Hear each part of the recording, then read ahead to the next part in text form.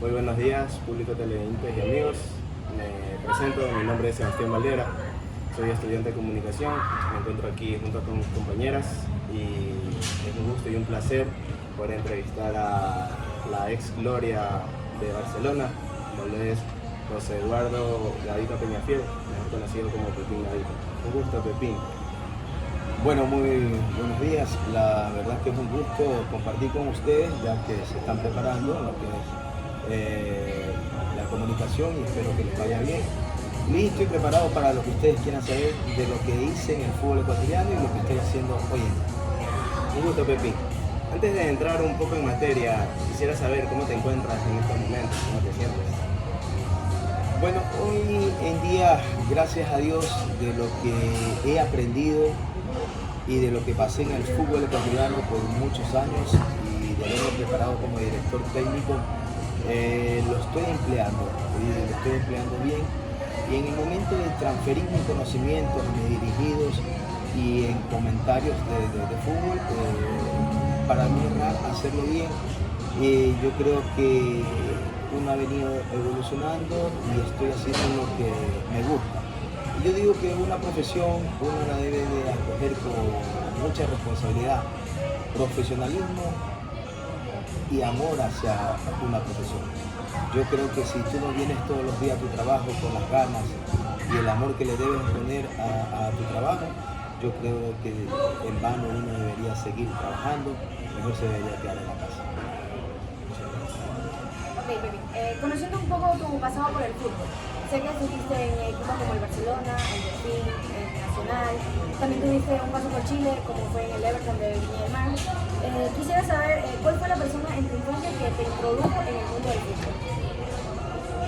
Bueno, empecé desde muy chico, la verdad que antes no hay lo que ustedes pueden observar aquí, hay canchas, complejos deportivos, con césped sintético, césped natural, de muy buena calidad, hay buenos profesores, las indumentarias de hoy en día son mejores las de antes.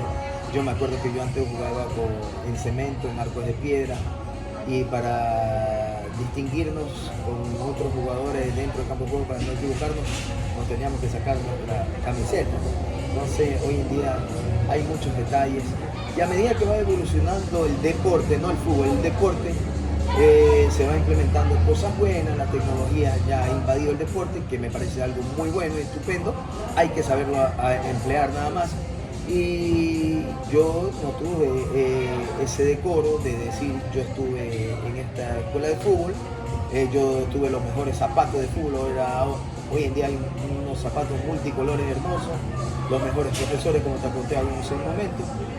Yo me preparé solo en mi barrio y tras de mí venía mi padre, que siempre me ayudaba a crecer y me quería conducir por cosas buenas, hasta el día de hoy, que gracias a Dios los tengo vivos, mi papá y mi mamá. En el momento de decidir o elegir algo, les pregunto a ellos, por gente de experiencia y más recorrido que uno, para no cometer errores, ¿no? Entonces, la persona que siempre estuvo atrás mío fueron mis padres, en especial mi papá, quien me dio ese empujón para que siga en el fútbol. Y cuando me formé en los equipos de CRAE del Norte y Cali Fútbol Club, que fue mi despeje después para llegar a Barcelona Sporting Club, y yo creo que ya uno nació y en el recorrido de toda mi vida futbolística fui aprendiendo cosas buenas, agregando lo mejor de cada uno de mis entrenadores, porque no puedo decir que me puedo quedar con uno, y para poder mejorar en mi accionar de juego y estar presente siempre en lo que más quiere la gente, que es convertir goles. Mucho gusto, Patrick. Mi nombre es América Jiménez y quisiera realizarle una pregunta, ya que me parece muy interesante su historia. ¿Dónde fueron sus inicios o por qué club o equipo pasó antes de llegar al profesionalismo? Bueno, mis primeros equipos fueron CRAE del Norte, que es un equipo del barrio de La Salle, el colegio de ahí de la Plaza del Norte, en Guayaquil, la ciudad de Guayaquil. Luego pasé al Calvi Fútbol Club, estuve 2 años, en el año 86 y 87. En el año 88 se interesa por mí el periodo del doctor Heinel Freire, que era ministro de gobierno en ese momento, presidente de Barcelona. Él hace uso de mis derechos y desde allí estuve en Barcelona hasta el año Prácticamente mi retiro fue el 30 de enero de 1998 cuando se consiguió el título del año 97. De ahí regresé a Barcelona en el año 2003-2004. Tuve un paso por Audaz Octubrino de 6 meses. Estuve en el Delfín 4 años, Delfín de Manta. En el Nacional estuve 2 temporadas, una de ellas quedé campeón. Y también estuve en el Macará de Ambato 1 año. Y del año 2007 hasta el 2014 jugué segunda división.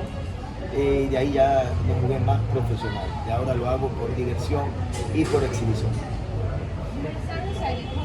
Y me encantaría saber cómo se sintió cuando se dio cuenta de que tenía las puertas abiertas para entrar al fútbol de modo profesional.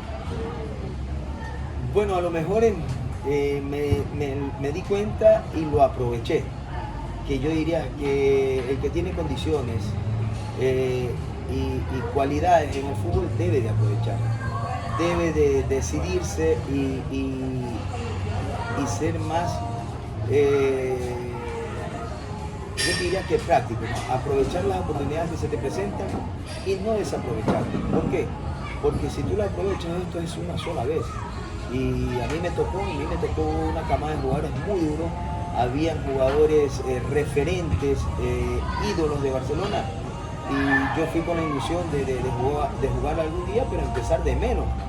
Y fui de menos a más y me fui probando. Estaba en el equipo titular, después alternaba porque uno de los jugadores de ellos estaba lesionado.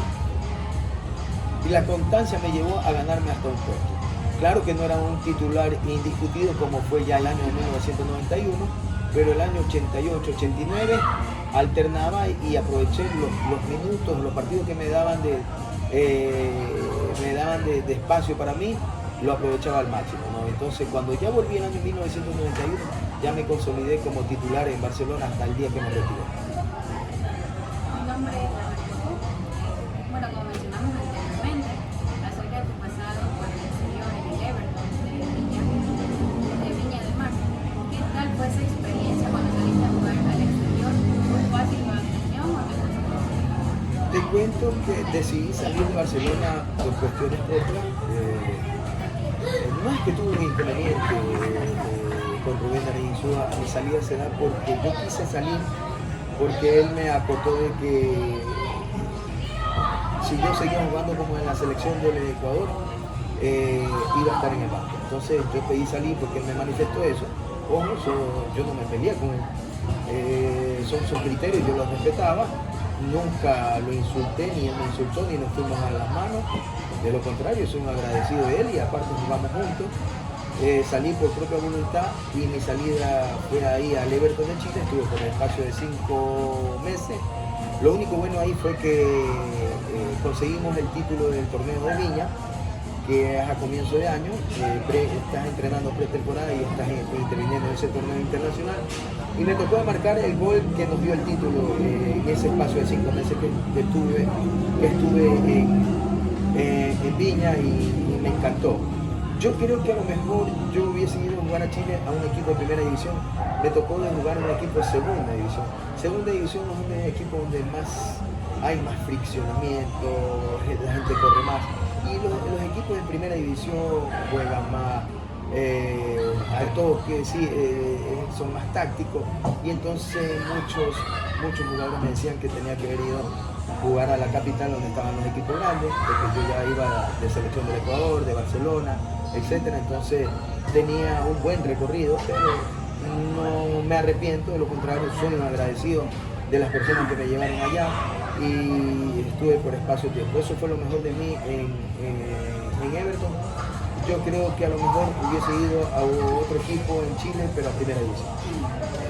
Bueno, Pepín, como sabemos, has tenido una gran trayectoria. En todos los equipos que pasaste, ¿cuál fue el compañero más molestoso, más extrovertido que tuviste? Bueno, hay muchos, la verdad. Yo diría que, bueno, no lo tenemos hoy en día. Carlos Muñoz, yo creo que era único e incomparable, porque hacía bromas muy pesadas, ¿no? Entonces la gente le aguantaba porque era Carlos Muñoz. Víctor Espartaco Mendoza era otro. Claudio Alcibar, Jimmy Montanero, en Los Parcos, que es Jimmy Montanero, pero a él le gustaba hacer bromas pesadas. Y como era el capitán, la mayoría de los jugadores le aceptaban su rol. Hablando también dentro de jugadores importantes, dentro de la cancha de juego, ¿cuál fue ese jugador que te costó más driblar? Pasaron algunos, ¿no? Yo diría que Luis Capurro fue uno de los más difíciles llevármelo. Yo creo que con él no pude porque tenía que primero pensar y establecer una jugada, cómo podérmelo llevar a él. ¿Por qué?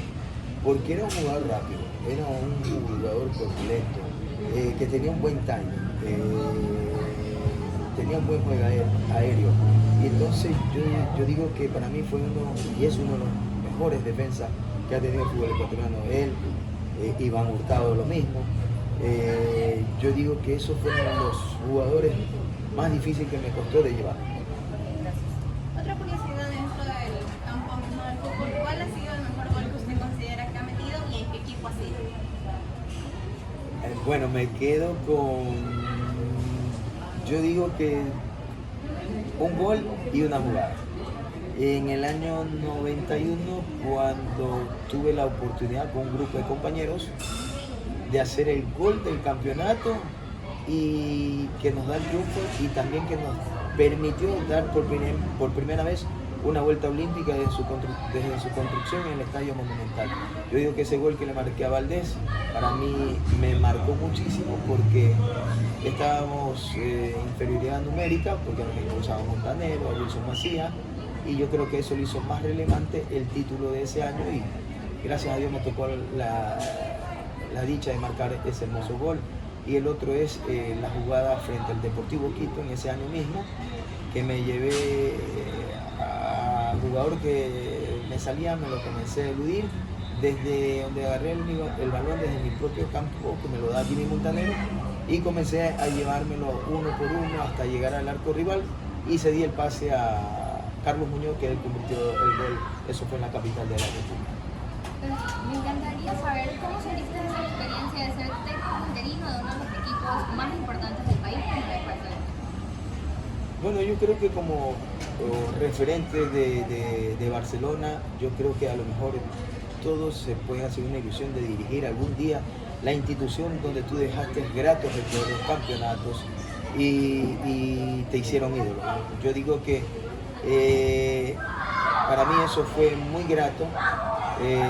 Cuando me llamaron de la dirigencia de José Francisco Ceballos si quería formar parte del cuerpo técnico de Barcelona interinamente, ellos fueron muy claros y me dijeron que si podía estar interinamente a cargo del equipo, y sí, le dije que sí, que no había ningún problema. Justo estaba entrenando con mis chicos en la escuela de fútbol y estuve por el espacio de 12 días, me tocó dirigir 3 partidos, uno de Liga Pro y 2 amistosos, y gracias a Dios tuve la oportunidad de ganar los 3 encuentros, y uno de ellos fue el que estaba en primer lugar, que era el Delfín, que venía invicto, tenía los 2 goleadores del torneo, que era la Tuca Ordóñez, era Carlos Garcés.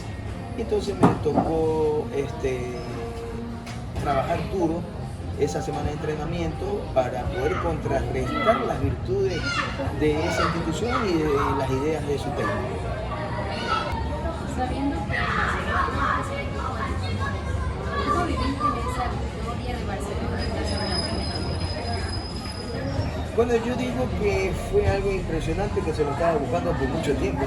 En el tiempo nosotros no pudimos tampoco.